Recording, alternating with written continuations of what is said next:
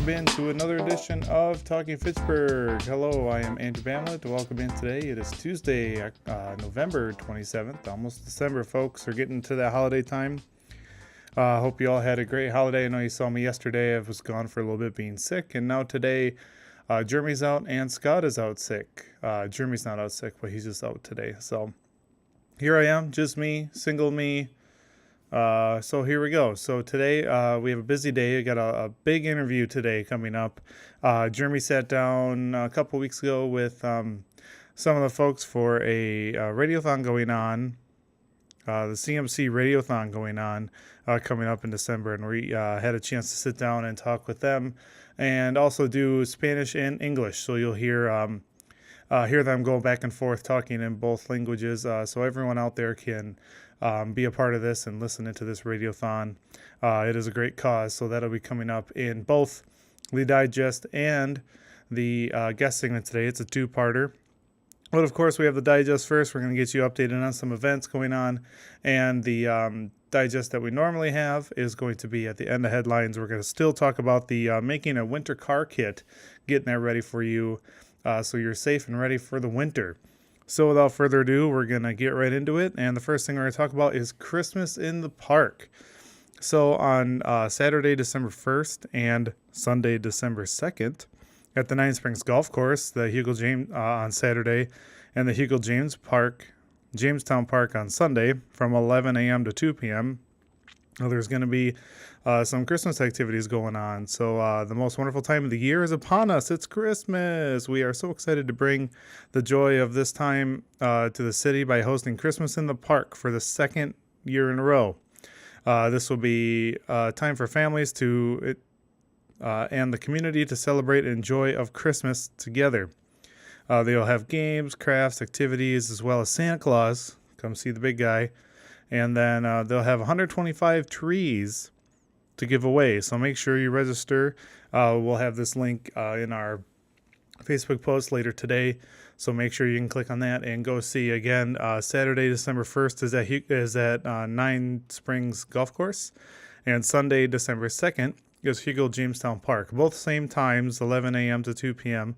So you got 2 days and two different spots to be able to go check that out. So that sounds really awesome. So get on down there. Next, we have a new gaming center in town. Noble Knight Gaming from Janesville will be having the ribbon cutting and grand opening here coming up on December 1st. So December 1st, 11 a.m. to 4 p.m.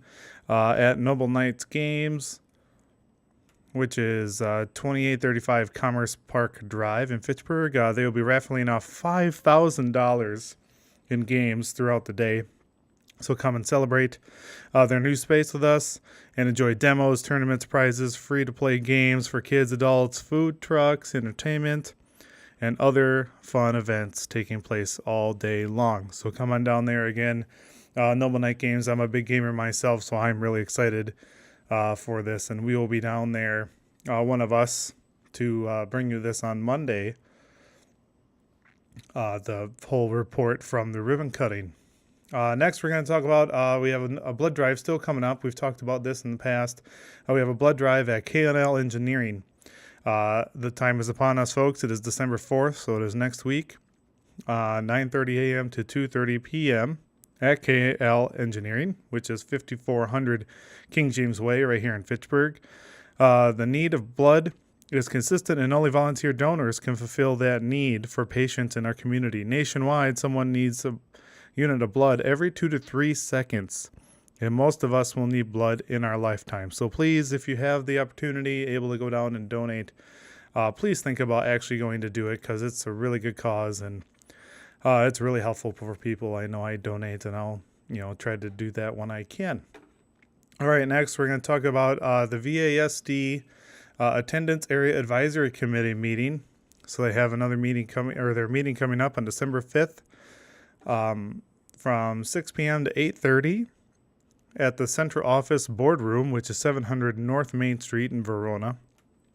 The Verona Area School District Board of Education has formed a Attendance Area Advisory Committee, the AAAC, to develop recommendations regarding elementary and middle school boundaries to take effect starting the year 2020 to 2021, that school year. This work is in preparation for the district's facility projects being completed following their successful April 2017 referendum. These projects allow for the lift and shift of 5 schools, which is Badger Middle School, Core Knowledge, Charter School, Verona Area International School, Sugar Creek Elementary, and New Century Charter Schools. A new location so all those will have new locations, while closing 2 buildings and adding a new high school. All meetings are open to the public, of course. Again, this is held at the central office, boardroom, 700 North Main Street in Verona. All committee information and resources will be shared on the website, which is verona.k12.wi.us/building for 2020. So if you want that, stop on down, get all the information, or visit the website to get more information. And still stop down. It's a good thing. They're moving forward there in Fitchburg. So doing Verona, doing great at the Verona Area School District. So stop on down for that.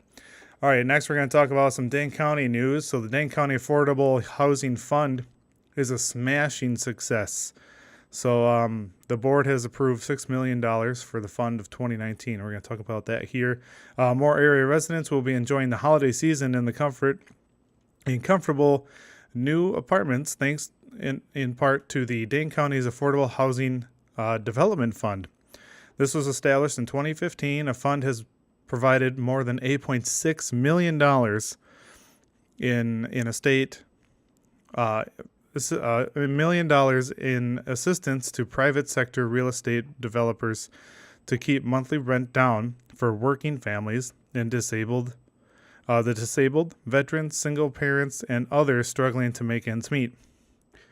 To date, it has helped over 1,020 proposed units of affordable housing spread throughout the area, with 913 of those units aimed at individual meeting county median income standards. Some 200 units are now completed and occupied. There's a growing need for even more affordable housing in Dane County, which is the fastest growing county by population in Wisconsin. So we got a fast growing county here, folks. About 66,000 households are paying more than 30% of their income in rent, which means which meets the definition of being cost burdened in terms of housing. So to help close that gap, the county board added $3 million more to the Affordable Housing Development Fund in 2019, bringing the total to next year for $6 million. So that'll be great. Again, there's more information for this. We'll have it on the website or in the Facebook post for you. So if you have any more, you want to know more information, we'll have that for you. And last, before we go to break, we're going to talk about it's the wintertime. It's here. We got to be ready for it. So making a car kit for the winter. So keeping an emergency kit in your vehicle can ensure you have crucial supplies available if you become stranded while driving or unable to return from home due to disaster. So these are from readywisconsin.wi.gov. They have several common items that should be considered for inclusion in your kits. So, first one, cell phone charger. It's always a good one. Cell phone car charger. Drinking water, a duct tape. You can use duct tape for just about anything. Fire extinguisher, first aid kit, flashlight and extra batteries, foam tire sealant. That can be in a pretty small canister these days. Jumper cables, always important. Multi-purpose utility tool. Non-perishable snacks, portable electric tire air pump, some rags, rain poncho, reflective warning triangles, or road flares, one or the other. The triangles usually can fold up nicely and be very small and easy to put together and put out on the road when you need it. And tire gauge and tow strap or tow rope, one of the two there. During the colder weather months, you should also consider adding the follow. So when it's super cold, make sure you have some blankets and extra warm clothing, hats, and gloves in case you get stranded. You can bundle up while you're waiting for help. Cat litter or sand to provide traction, so if you do get stuck, you can use some of those things. A snow shovel, they have collapsible ones to put right in your car, and a windshield ice scraper. Those are essentials. We live in Wisconsin. We know those things. A windshield scraper, you got to have those. But I like the collapsible shovel. You should really think about putting that in there, and just helping you out. So again, just readywisconsinwi.gov to check out more information on that. It's a good basic kit. You can throw that all to one like Rubbermaid container and store it, and you're ready to go. All right, well, I've talked long enough. We're going to take a quick break, and when we come back, we're going to sit down with Jeremy and the folks from the CMC Radiothon and learn more information about that. You're watching Talking Fitchburg.